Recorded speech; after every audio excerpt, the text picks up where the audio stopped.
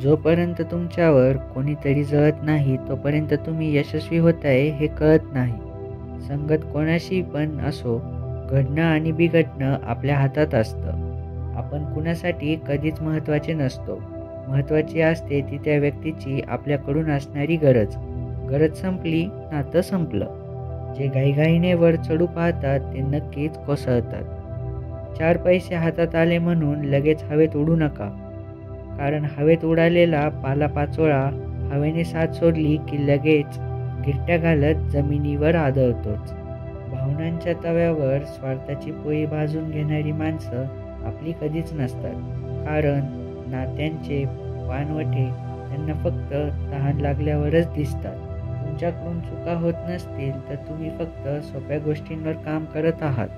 स्वार्थासाठी जवळ आलेली माणसं काही क्षणात तुटतात, पण विचारांनी व प्रेमाने जुळलेली माणसं आयुष्यभर सोबत राहतात.